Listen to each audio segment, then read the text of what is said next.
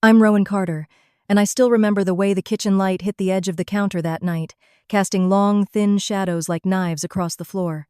My vision was blurred from the impact, a warm trickle running down my cheek, the metallic taste of blood pooling at the back of my tongue. My right arm hung uselessly at my side, the shoulder already swelling, every nerve screaming with white-hot pain. I blinked hard, trying to steady the room that swayed around me, when I felt her presence beside me. My sister, Harper, crouched down so close I could smell her perfume sweet, cloying, almost suffocating. Her eyes, wide and unblinking, locked on mine. And she leaned in just enough that only I could hear her whisper, "You should have just signed." The words were ice in my veins, colder than the tile beneath my cheek. There was no anger in her voice, no trembling regret, just a flat, unshakable finality that told me she had crossed a line she would never come back from. My body trembled as I dragged myself toward the doorway, my left hand smearing red streaks across the white floor. Each inch felt like a mile. I used the wall for leverage, pulling myself upright, the sharp throb in my shoulder nearly making me black out. The front door loomed ahead, and with it, the thin thread of hope that maybe, just maybe, my parents would still be the safety net I had always believed in, even when they'd frayed on me before. I stumbled into the cold night, my breath sharp and ragged in the winter air. Snowflakes catching in my hair. The driveway felt longer than I remembered, the world around me muffled except for the crunch of my boots on the thin layer of ice. My car door resisted me, heavy against my aching body, but I forced it open and slid into the driver's seat, gripping the steering wheel with my good arm. The engine roared to life and I whispered to myself like a mantra, "They're my parents. They'll help me." It was the only thought that kept my foot on the gas through the empty suburban streets, every bump in the road sending fresh jolts of pain through my bones. When I pulled into their driveway 15 minutes later, the porch light was off, the house cloaked in shadows except for a faint glow in the living room.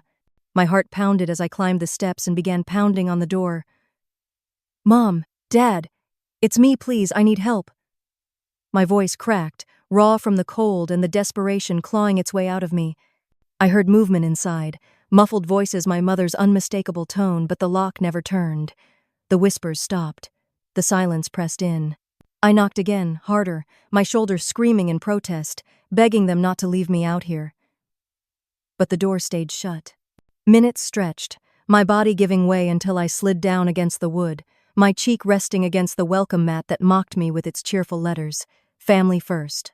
And in that moment, as the snow began to settle on my hair and my own blood cooled against my skin, I knew whatever this was, it wasn't family. And the question that burned through the haze of pain was simple. If your family leaves you bleeding on the porch, what would you do? The text from Harper came on a gray Tuesday afternoon, slipping onto my phone screen with the kind of casualness only someone with an agenda can pull off. "Dinner at our place tonight. Just us. 7 p.m. Don't be late." There were no emojis, no question marks, just a command wrapped in the thinnest layer of politeness. I stared at it for a while, thumb hovering over the keyboard. I could have said no. I could have ignored it entirely. But old habits die hard. And mine was being the sister who showed up, no matter how many times it burned me. "Sure," I typed back, and the moment I hit send, a knot formed in my stomach that wouldn't loosen all day.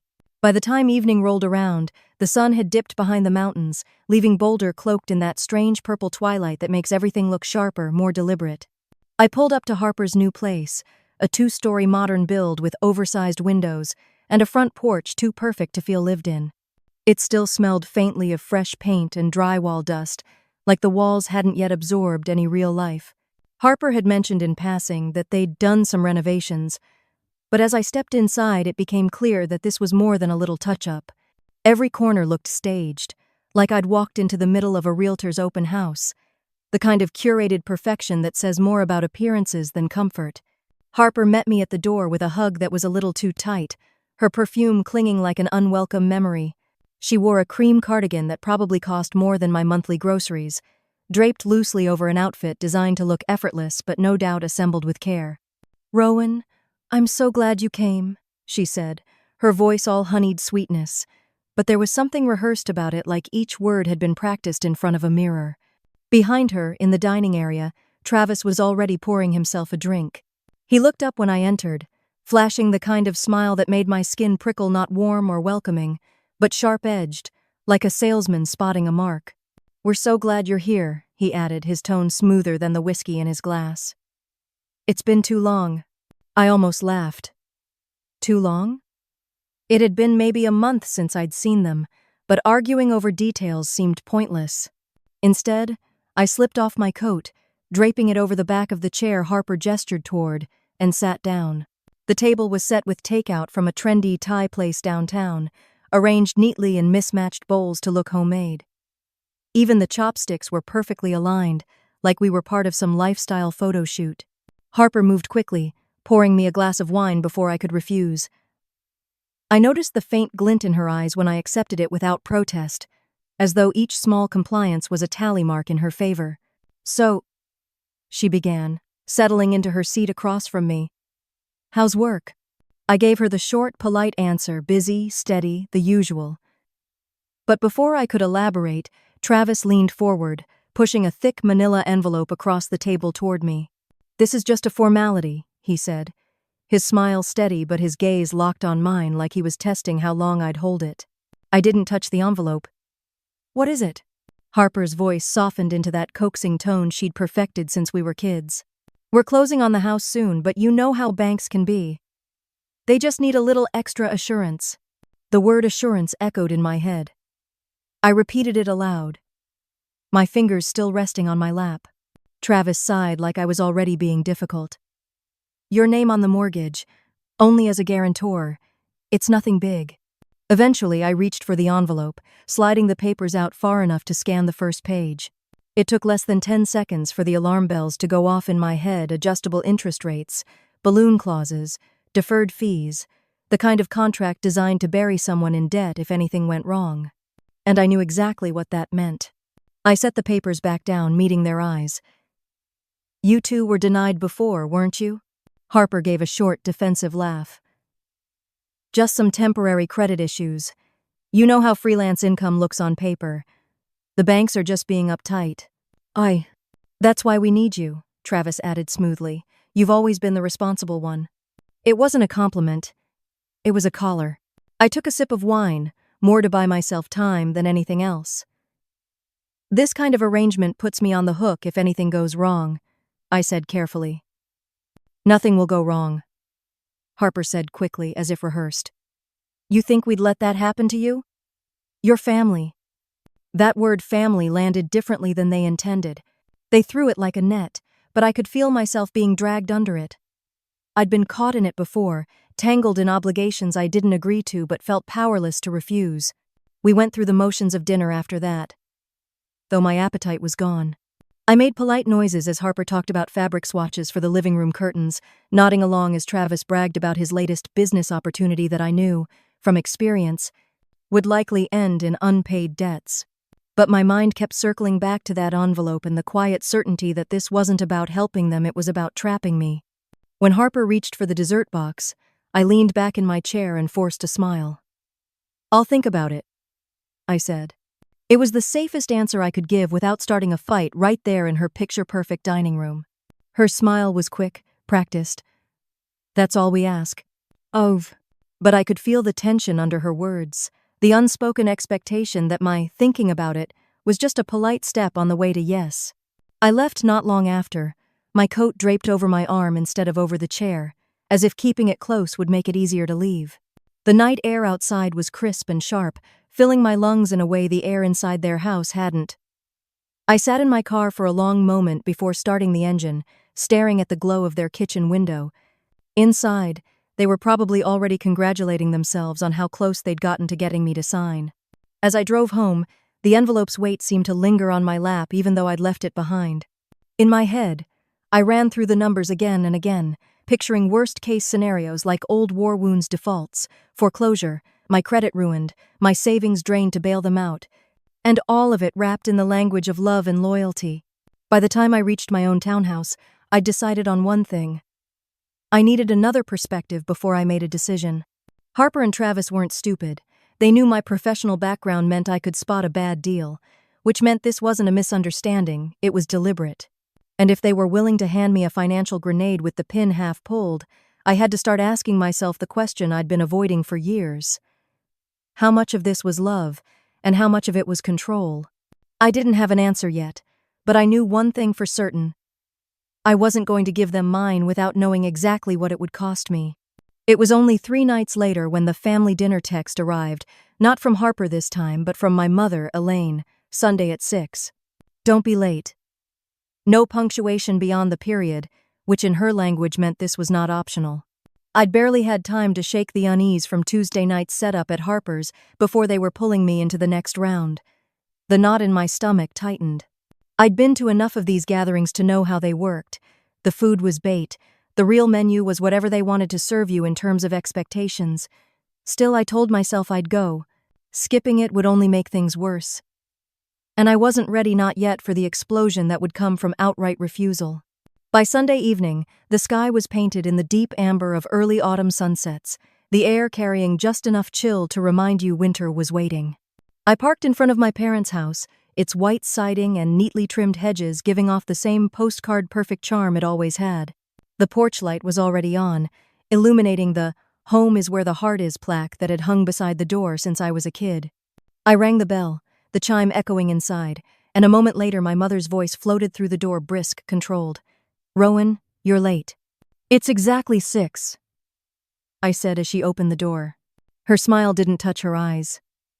"Still, you could try to be early. It shows you care." She stepped back to let me in, her perfume a sharp floral I'd never liked filling my nose. The dining room was already set. Harper and Travis were seated side by side, a united front. Harper's hair was perfectly smoothed into place, her cardigan draped just so over her shoulders. Travis had a beer in hand, his tie loosened like he'd just come from a hard day's work, though I doubted he'd done anything more than make a few calls and shuffle papers. My father, Douglas, sat at the head of the table, eyes fixed on his plate as though the mashed potatoes might offer escape from the room's tension. We went through the motions at first, passing dishes, murmuring polite thank yous. Harper talked about paint swatches for their new living room. My mother nodded as though every word were gospel. Travis jumped in to brag about a lucrative investment he was considering, though we all knew lucrative in his vocabulary usually meant unstable and short-lived. I kept my contributions to a minimum, chewing slowly, forcing myself to focus on the taste of roast chicken instead of the prickle at the back of my neck. It didn't take long for the real conversation to begin. My mother set down her fork, folded her hands neatly, and turned to me with a smile that looked more like strategy than affection. "Harper tells me you haven't signed yet. What's the holdup?" I swallowed, keeping my tone even. "I'm still considering it." Travis let out a short, sharp laugh. "Considering? It's just a signature, Rowan. You don't even have your own family to worry about. Why not help your sister start hers?" The words landed like a slap, though he delivered them with the smoothness of a toast. My mother's head dipped in agreement, her expression calm but approving of his point. Harper's hand rested lightly on his arm, the perfect picture of the supportive wife, though her eyes never left mine. I forced a smile, small and tight. "I just want to be careful. These are big decisions." Careful," Travis repeated, shaking his head with a smirk. "You mean stingy." "Travis," Harper said lightly. The word shaped like a reprimand but hollow enough to let him keep going if he wanted. He leaned back, twirling the neck of his beer bottle between his fingers. "You think you're better than us, don't you? Sitting there with your fancy job, acting like you know everything because you work with numbers. You're just a glorified bookkeeper." The tension in the room thickened instantly. My mother froze mid-bite. My father kept his eyes down, pretending not to hear. I focused on keeping my hands still in my lap, resisting the urge to clench them into fists. "I just want to make sure it's financially sound," I said, my voice steady. Travis slammed his bottle onto the table, foam spilling onto the tablecloth and dripping toward my plate. The sharp crack made everyone jump. "Financially sound," he barked. "You think you're some kind of genius? You'll sign, Rowan. One way or another." The threat was low, but there was no mistaking it. Harper reached over, touching his arm like she was calming him, but she didn't look at me. That was all the answer I needed. She agreed with him. My pulse thudded in my ears, the urge to shout rising in my chest. I wanted to throw my napkin in his face, to demand that my parents say something, anything. But I knew better. In this house, my anger would only be proof that I was difficult. So I did what I'd always done. I smiled, small and polite, and let the storm pass over me. We finished the meal in uneasy silence. Harper cleared the dishes while Travis retreated to the living room pretending to watch football. My father disappeared into his study without a word. My mother walked me to the door, her expression softening into what might have passed for concern to someone who didn't know better. "If you could just be reasonable, Rowan," she said softly. "None of this would be an issue. Families don't survive when one person insists on making everything difficult." Her voice was gentle, but her meaning was sharp. "Fall in line, or you're the one destroying the family." I didn't answer. I stepped out into the cold, the air biting at my cheeks, and walked to my car without looking back. My hands trembled as I gripped the steering wheel, the conversation replaying in my mind like a bad recording. Harper's practiced sweetness, Travis's smirk, my mother's calculated silence, all of it forming a picture I'd tried for years not to see. They weren't asking for help, they were demanding compliance. As I drove away, I realized I'd spent most of my life folding myself smaller to fit into their vision of a good daughter. Keep the peace, swallow your pride, don't rock the boat. But that night, something shifted. The envelope on Harper's table wasn't just paperwork, it was a leash, and every smile, every reasonable word was just another tug on it. I told myself I'd think about it. But deep down, I knew my answer. What I didn't know yet, what I couldn't have guessed, was how far they'd be willing to go to punish me for saying no. The message from Harper came late on a Thursday, landing on my phone with a quiet buzz that jolted me out of a spreadsheet haze. "Come by tonight. We need to talk. Just us." No exclamation points. No softener. No question mark. It was an instruction, not an invitation. I stared at it for a long moment, the bitter taste of Sunday's dinner still fresh in my mouth. Every instinct told me to ignore it, to let the silence hang. But the part of me that had been trained from childhood to keep the peace stirred like an old wound. That voice, the one that always whispered if you don't show up. "You're the problem one again." I typed back, "Okay," before I could overthink it. By the time I pulled into Harper's driveway, night had settled over Boulder in a blanket of quiet. The streetlights cast long, pale cones of light on the pavement, catching the faint shimmer of frost.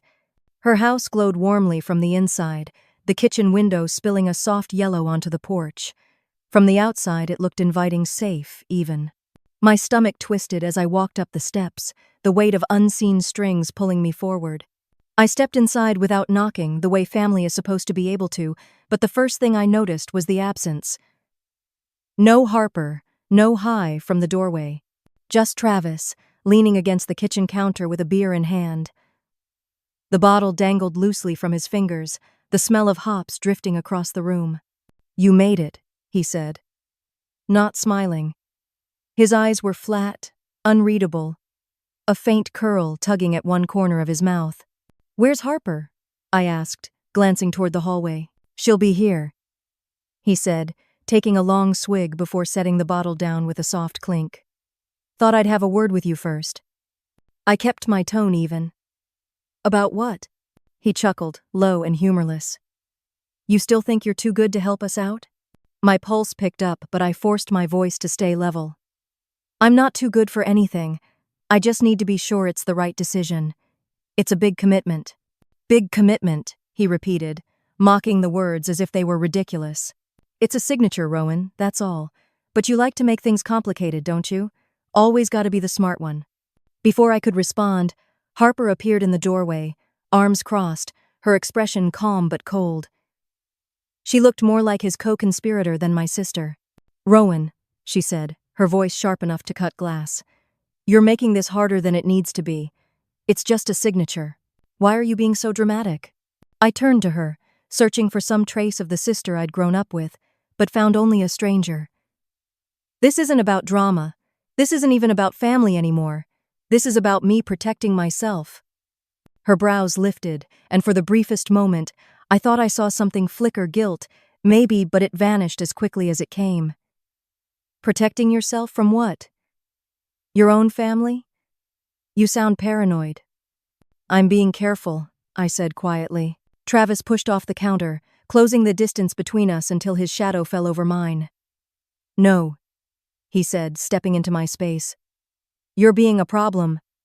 My instincts screamed at me to back away, but I planted my feet. You don't get to talk to me like that. His smirk widened. Oh, I'll talk to you however I want. And then, before I could even register it, he shoved me. Hard. My back slammed into the counter's sharp edge, a jolt of pain ripping through my shoulder so fierce it stole my breath. Travis! I gasped, trying to push him back, but his hand clamped around my arm, locking me in place. The punch came fast, a blur, a shock, then the blinding pain across my face. My head snapped to the side, my vision swimming. The metallic taste of blood bloomed in my mouth. The floor tilted, then rushed up to meet me. I hit the cold kitchen tiles hard, my cheek pressed against them as the world spun in dizzy circles. My shoulder throbbed, each heartbeat sending a fresh wave of nausea rolling through me. For a moment, I couldn't move. I looked up, dazed, my eyes searching for Harper. She was there, standing over me. She crouched down slowly, her perfume washing over me, sickly sweet and suffocating. Her voice came low, barely more than a whisper, but each word was a blade. You should have just signed. No concern, no hesitation, just cold finality. She stood, and without another glance at me, walked out of the kitchen with Travis. Their footsteps faded down the hall, leaving me on the floor like I was nothing. I don't know how long I stayed there, minutes, hours. It was impossible to tell. Time didn't feel real anymore. All I could feel was the throbbing in my face, the stabbing in my shoulder, and the crushing weight of realization. This had never been about money. This had never been about family. This was control, plain and simple. I wasn't their sister. I was their insurance policy. Eventually, survival pushed through the fog. My parents. I still had my parents. Maybe they would help. Maybe they wouldn't care about the fight, wouldn't care about the signature, they'd just see me hurt and open the door. It took everything I had to get off the floor. My legs trembled under me, my good arm bracing against the counter as I fought the dizziness. The winter air outside bit into my skin the moment I stepped out, the cold, cruel but clean compared to the suffocating warmth I'd just escaped. I made it to my car and slid into the driver's seat, gripping the steering wheel with my good arm. Every bump in the road between Harper's house and my parents felt like a new blow, but I kept going, whispering to myself like a prayer. They're my parents. They won't turn me away. They can't. When I finally pulled into their driveway, the porch light was off.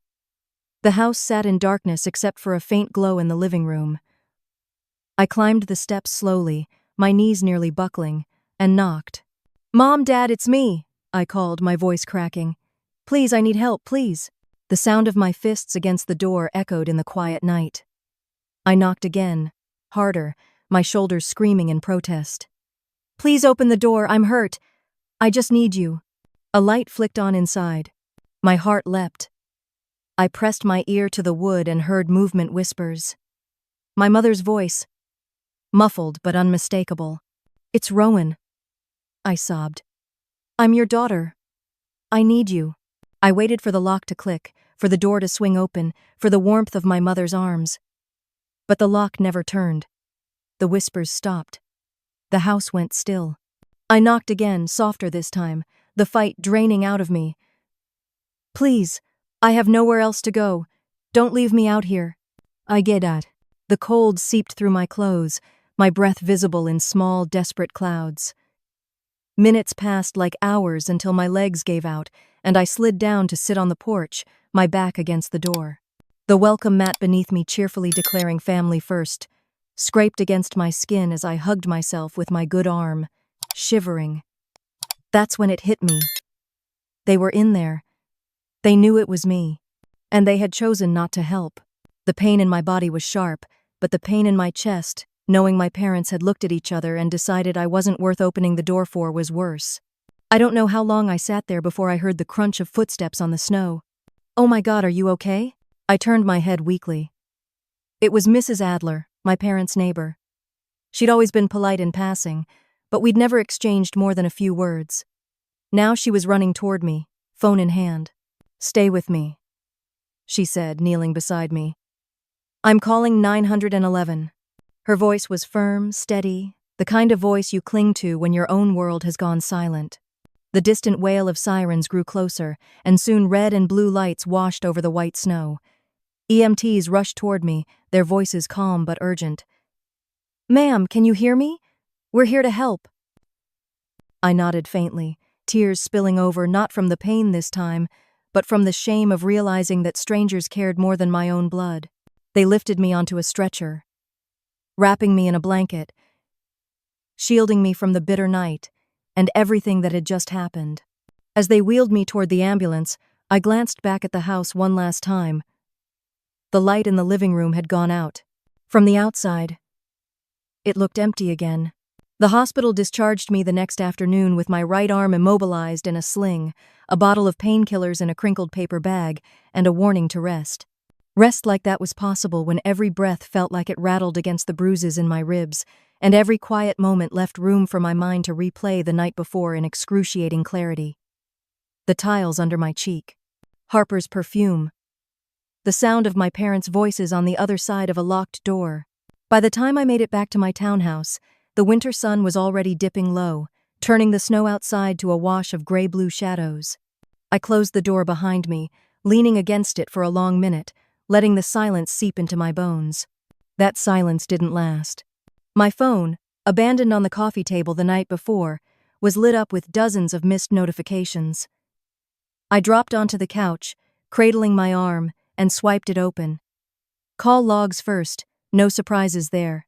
Not a single one from Harper, none from Travis, nothing from Elaine or Douglas. The only familiar name was Camille, my best friend since college, and she'd called 5 times in the last 2 hours. Then the texts. Not to me directly, but the family group chat. I knew I shouldn't open it. Knew whatever was waiting there wasn't meant for me. Not really. It was meant to be about me. But I tapped it anyway. The first message was from Elaine. "Rowan has gone too far this time." Then Douglas, who rarely typed more than 2 words in any conversation. "She needs help. She's embarrassing herself." And finally, Harper, the crown jewel of performative empathy. "Pray for my sister. She's struggling." My jaw tightened. It was almost impressive how quickly they'd shifted the story. Less than 24 hours ago, I'd been the one bleeding on a kitchen floor while they walked away. Now I was unstable, unwell, in need of help. I'm still. A knock at the door startled me so badly I almost dropped my phone. For a split second, my stomach flipped half fear, half hope. But when I opened it, it was Camille, balancing 2 large takeout coffees in a cardboard carrier. She stepped inside without waiting to be invited, her eyes scanning me in a single, practiced sweep. "You look awful," she said gently, setting the drinks down on the counter. "I guess that's the new family motto," I muttered, sinking back onto the couch. She hesitated, pulling out her phone. "Before you see this somewhere else, I need to show you something." The weight in her voice made my stomach clench. "What now?" She unlocked her screen and turned it toward me. A video was playing. It took me a second to recognize myself slumped on Harper's kitchen floor, my hair a tangled mess, my face smeared with blood. But it wasn't the whole scene. It was chopped, stripped of context, no sign of Travis's shove or Harper's cold whisper. Over the footage, Harper had added a caption, "Please keep Rowan in your prayers. She had an episode last night. Don't judge." An episode. My throat went dry. I watched it twice, my stomach twisting tighter each time. To anyone who didn't know better, it looked like I'd collapsed in some irrational spiral, harming myself in the process. Camille's voice was low and sharp. She posted this in her little friend. Only Facebook circle. But you know how that works, half the family's seen it already. Probably half of Boulder. She made me look. I trailed off, the words catching. "Like you're dangerous," Camille finished for me, "like you did this to yourself." I couldn't even argue with her. That was exactly what Harper had done. She's controlling the narrative, Camille said, her eyes hard. I let out a bitter laugh. And what am I supposed to do? Go online and fight her in the comments? That's exactly what she wants, to make me look hysterical. No, Camille said, leaning forward. You press charges. This isn't just family drama anymore. This is assault, and now it's defamation. The thought hit me like a stone to the chest. Press charges? Against my own sister? Against Travis? You think anyone's going to believe you after that video? Her words hung in the air. My mind flashed to the family group chat, to Elaine's polite but poisonous condemnation, to Harper's crocodile tear plea. She was right, they'd already done half the work of painting me as unstable. They're counting on you to stay quiet. Camille pressed. That's how people like them win. They bank on you being too scared to make it ugly. I stared down at my hands, at the faint tremor in my fingers. I don't know if I can, I whispered. The truth tasted like shame. Camille didn't flinch. She placed her hand over mine, her grip steady. Then you have to decide. Do you want to keep living as their scapegoat, or do you want your life back? After she left, the townhouse felt heavier somehow, like the walls themselves were leaning in, listening to my indecision. I sat at the kitchen table with my laptop open, the blank screen waiting. My arm ached in its sling. My bruises ached more. I clicked new folder. Named it with a single word. Evidence. For a long moment I just stared at it. My pulse thudded in my ears. This was my first step, not a loud one, not yet, but mine. I started small. The ER report from the hospital, scanned and saved. Photos of my shoulder and face, taken that morning while my hand shook so badly the edges blurred. Screenshots of the family group chat, every line that painted me as unstable. The video Harper had posted, downloaded before she could delete it. Click. Save. Click. Save. With each file I added, I felt a fraction lighter. Like I was quietly reclaiming ground they'd taken from me. They thought they could destroy me in whispers and Facebook posts, erase me with carefully chosen words. But I wasn't going to disappear this time. The pain in my shoulder flared as I closed the laptop. I leaned back in the chair, breathing deep, letting the slow burn of resolve spread through me. They had turned my bruises into a prop, my silence into consent. That would be the last time. It was late in the evening when my phone rang, jolting me from the edge of sleep on the couch. My mother's name lit up the screen, and despite everything, some stubborn ember of hope flickered in my chest. Maybe she'd seen through Harper's act. Maybe she finally understood. I answered. Mom. Her voice cut in, crisp and controlled. You've embarrassed this family, Rowan. What you did to Harper and Travis is unforgivable. If you keep attacking them, you're no daughter of mine. The ember went out. Mom, I didn't. Enough, she snapped. You've always been difficult, but this is too far. We can't have people thinking we raised someone like this. Is Dad there? My voice cracked. He agrees with me, she said simply. If you had any respect left for this family, you'd apologize. Until then, don't call us. The line went dead. I sat there for a long time, phone still in my hand, staring at nothing. My eyes were dry. I think I'd run out of tears somewhere on that kitchen floor. An hour later, scrolling aimlessly through my feed, I saw a public Facebook post from Elaine. Prayers for our eldest daughter, Harper, as she handles false accusations with grace. We stand by her. Some people you can't help, no matter how much you love them. I read it 3 times. My mother hadn't just turned her back on me. She'd buried me publicly. For all her friends, her church, the extended family to see. And she'd done it in that sugar-sweet tone she always used to make cruelty sound righteous. The humiliation was bone deep. They hadn't just chosen Harper, they'd erased me. Somewhere in that hollow space, anger began to smolder. Not the white-hot flash of rage that fades as quickly as it comes, but the slow, steady burn of something that could last. If Harper wanted to control the narrative, I'd give her a plot twist she couldn't rewrite. And it would start with every file in that evidence folder. The next morning, I woke to a slate-gray sky pressing against the blinds and the dull throb of pain radiating from my shoulder down to my fingertips. The pain medication left me groggy, but not so much that I couldn't feel the weight of everything that had happened. The cold of my parents' porch, Harper's whisper in that kitchen, the glow of my mother's Facebook post announcing my character's funeral. For years I'd been told that keeping the peace was the only way to keep a family together. That had been my creed, my prison, and my excuse. But peace had never been the goal, not for them. The goal had been obedience, and I had finally, irrevocably, failed at that. The evidence folder was still open on my laptop from the night before, a sparse but growing collection of my side of the truth. Every time I looked at it, I felt both the tremor of fear and the spark of resolve. If I kept going down this path, there would be no going back. No more obligatory Christmas dinners. No more half-hearted birthday calls. No more pretending. I'd be stepping fully out of their circle, and that meant they would treat me as an enemy. I was still staring at the folder when my phone rang. This time, it wasn't a friend or a number I didn't recognize. It was my mother again. I should have let it go to voicemail. I should have protected the small piece of calm I had left. But that old reflex, the one that still flinched at her disapproval, made me swipe to answer. "Rowan," Elaine said, her tone clipped yet strangely performative, like she wasn't talking to me so much as performing for an unseen audience. "Come for dinner tonight. We need to settle this like a family." It wasn't an invitation. It was a summons. My instincts screamed that it was a setup, another stage-managed ambush like Sunday, maybe worse. But there was something else under the fear, an irritating, stubborn need to see them again, to gauge for myself how far they were willing to go. "Fine," I said. "What time?" "5. And then she hung up. By late afternoon, I was pulling into their driveway.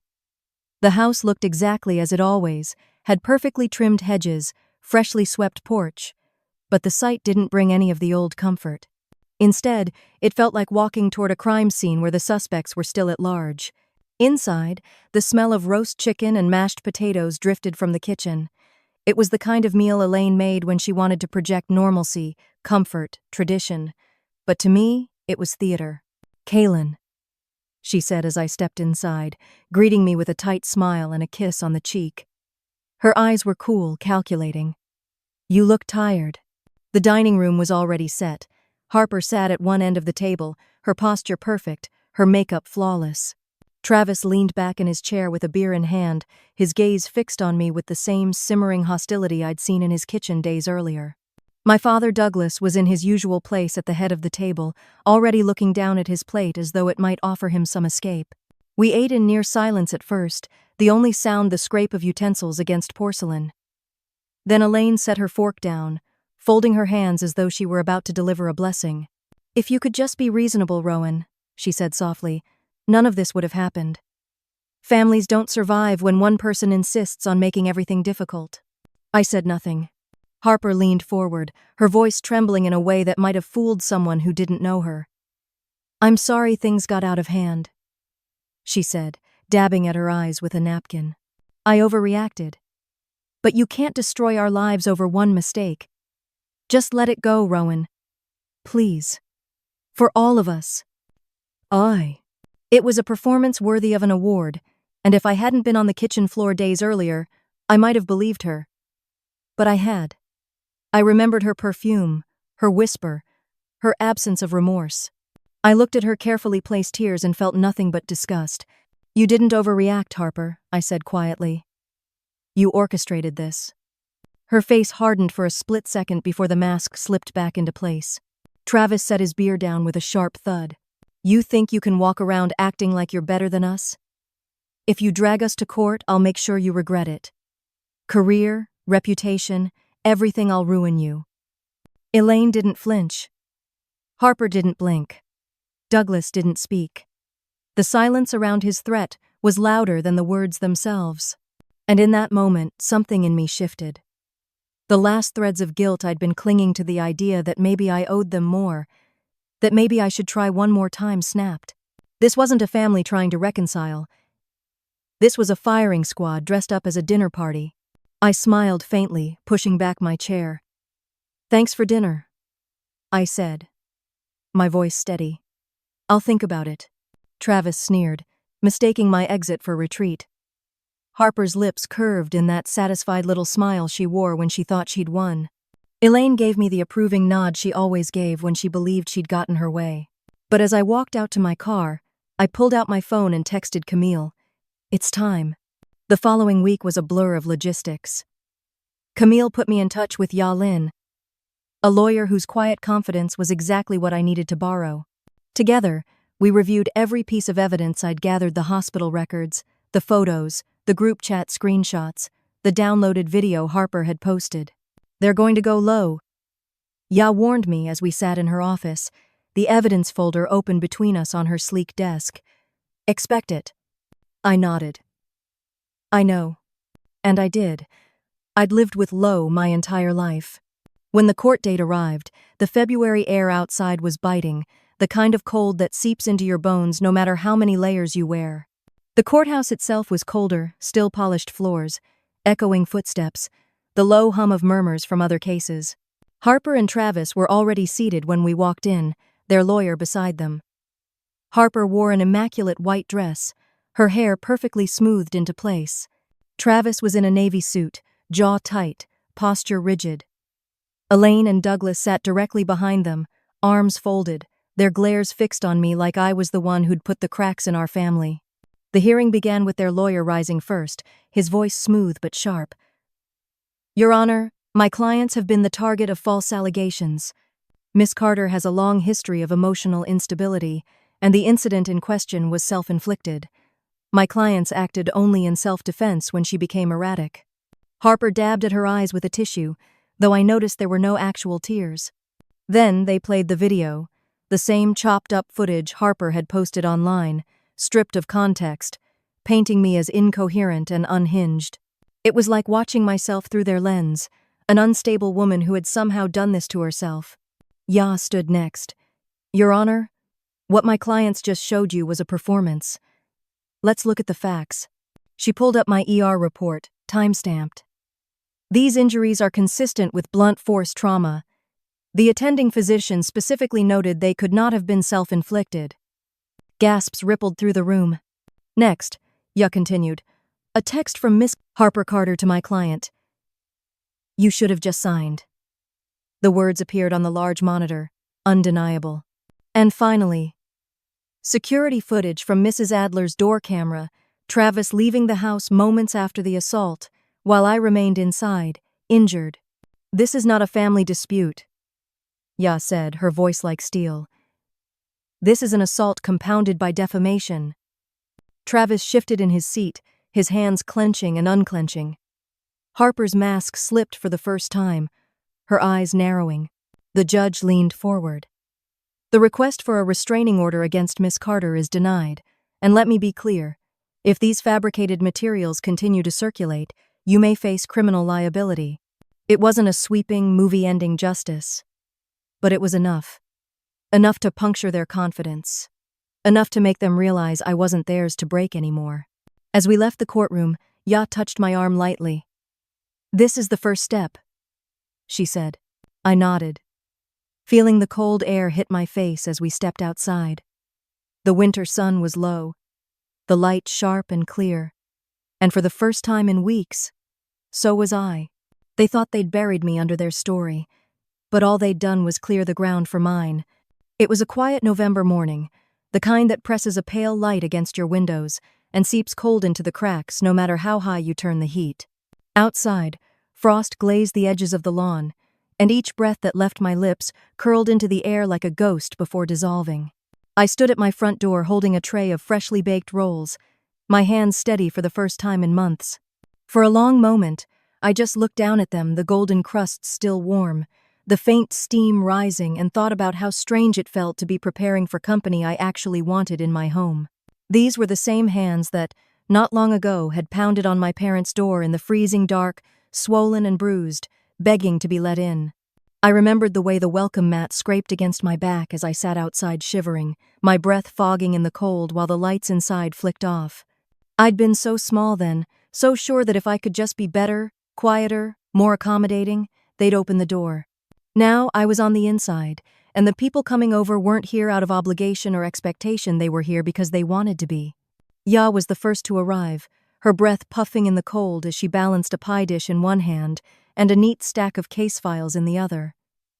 Don't judge, she laughed, stepping inside. Pumpkin pie and legal briefs both essential to life. Behind her came Camille, carrying a massive casserole in a dish that looked like it had been in her family for decades. "You look better than the last time I saw you in this doorway," she said, giving my good shoulder a gentle squeeze. The last time she'd stood here, I'd been pale, hollow-eyed, my arm bound up in a sling. Now, though the bruises had faded to a dull yellow, I stood straighter, taller. And then Mrs. Adler, my neighbor, the woman who had found me on my parents' porch, appeared with a mismatched set of mugs cradled in her arms. "You can never have too many options for coffee," she insisted as she stepped in, her smile warm enough to rival the radiator. Soon the small dining area of my townhouse was alive with movement. We spread the food across my thrift store table, pies on chipped ceramic plates, mashed potatoes in a pot with a wobbly handle, roasted vegetables in baking sheets that had seen better days. Folding chairs creaked as people sat down, the air filling with the smell of cinnamon, garlic, and something that smelled suspiciously like cider. "This isn't what I imagined Thanksgiving would look like," I said, half to them, half to myself as I stood back for a moment, taking it all in. Camille clinked her fork against her glass. "It's Friendsgiving. Upgrade." We laughed, and for the first time in what felt like forever, the sound didn't feel like it cost me anything. A knot I'd been carrying in my chest loosened, replaced by something warmer, quieter, but infinitely stronger. This wasn't the family I was born with, but it was the one I had chosen. More importantly, it was the one that had chosen me back. A few days earlier, a letter had arrived in the mail, Harper's handwriting instantly recognizable, looping and precise. My stomach had churned as I'd opened it, half expecting an apology, half expecting another knife. It turned out to be neither, and both a plea wrapped in manipulation. She wanted me to let it go for the sake of family, every word dripping with that faux sincerity she wielded like a scalpel. I didn't finish reading it. I tore it in half and dropped it in the recycling bin, watching the pieces flutter down. Some doors stay closed for a reason. Now, standing in my own kitchen, surrounded by people who had stood by me when my blood relatives didn't, I felt the sharp echo of that night on the porch. But this time, I wasn't the one begging to be let in. I was the one deciding who came through my door. They'd tried to teach me that family meant obedience, that loyalty was silence, that love was measured in how much of yourself you were willing to cut away to fit the mold they built for you. "I've learned something else," I said softly, almost to myself, but the conversation at the table lulled just enough for everyone to hear. "Family is the door you choose to walk through, and the people you let walk through it with you." Ya raised her glass. "To chosen family." We all joined in, the soft clink of glasses ringing like a bell in the small room. For a moment, I let myself just be there. No past, no courtroom, no kitchen floor, just the scent of cinnamon and the warmth of laughter bouncing off the walls. Later, after the dishes were piled high in the sink and everyone had drifted into that post-meal haze, I stepped out onto the balcony. The air was sharp, biting at my cheeks, but it felt clean, real. Below, the street was quiet, the frost glittering under the street lamps. I thought about everything that had happened, the blood on Harper's kitchen tiles, the sound of my parents' voices fading into silence on the other side of a locked door, the courtroom where my truth finally saw daylight. I thought about the evidence folder, still sitting on my laptop, fuller now with official documents, photos, and transcripts. Proof of the lines they'd crossed, proof that I hadn't imagined any of it. And then I thought about this little rented townhouse, its thrift store furniture and mismatched mugs, the table still warm from the people who'd gathered around it. People who didn't see me as collateral or a resource to be mined, but as Rowan. I used to think strength meant never breaking. That if I could just hold on, if I could just swallow enough hurt, I could keep the peace. But real strength, I was learning, was what you grew in the cracks after the breaking. Behind me, the sliding door creaked, and Camille stepped out, wrapping a blanket around my shoulders. "You okay?" she asked. "Yeah," I said, surprising myself with how true it felt.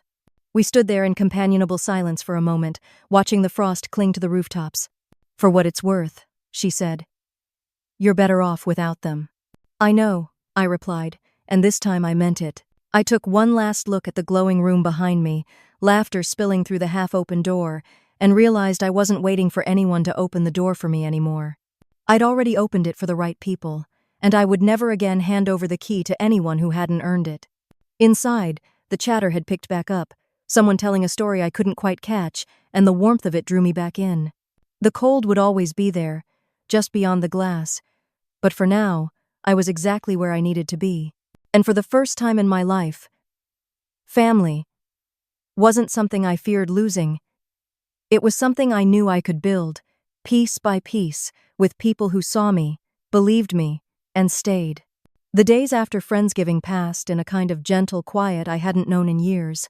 There were still moments when my chest tightened passing Harper's name in my inbox without opening it, hearing the phone ring and seeing my parents' number on the caller ID, but I'd learned to let those moments slide past me like shadows on the wall. I knew better than to mistake their sudden outreach for reconciliation. With them, contact was never about mending, it was about pulling me back in. One cold Thursday morning, the mail arrived in its usual clatter, a stack of envelopes and flyers on my doorstep. I sifted through without thinking until I saw it. Another letter in Harper's familiar looping script. For a moment, I just stood there, the paper cool against my fingers, my pulse ticking faster. I took it inside, sat at the kitchen table, and stared at it under the weak winter light. When I finally opened it, the words came in exactly the order I'd expected, soft guilt wrapped in faux concern.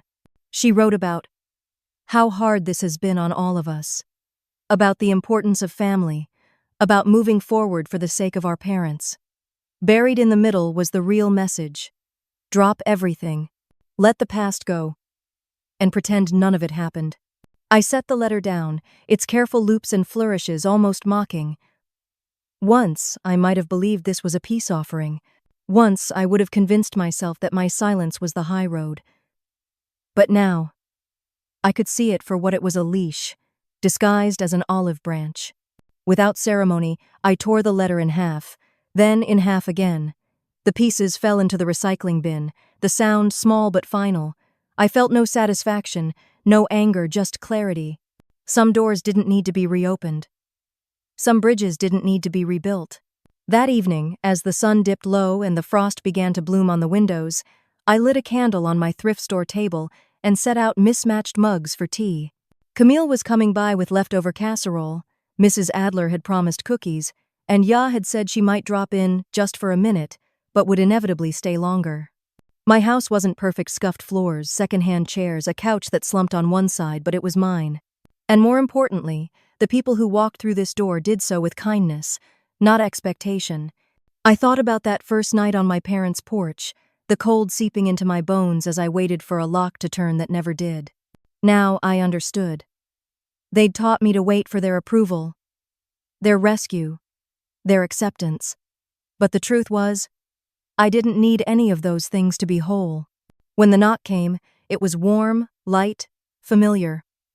I opened the door without hesitation, and as laughter spilled into the hallway, I knew this was the family I'd chosen, and the only one I'd ever need. Looking back, I've learned that family isn't defined by blood, last names, or shared childhood memories. It's defined by who shows up when it matters, and who stands beside you when the world tilts.